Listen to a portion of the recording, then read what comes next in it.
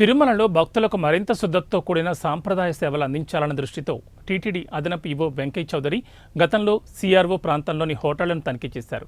అప్పట్లో అదనపు EO hotel యాజమాన్యానికి పలు సూచనలు చేశారు.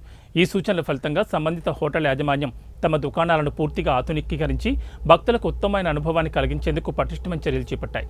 సాంప్రదాయ వంటకాలను భక్తులకు అందించడంతో పాటు దుకాణ సిబ్బందిని ప్రత్యేక డ్రెస్ కోడ్లో నియమించి వారి ప్రవర్తనలో కూడా మరింత మర్యాదగా ఉంచేందుకు శిక్షణ ఇచ్చారు. Sure.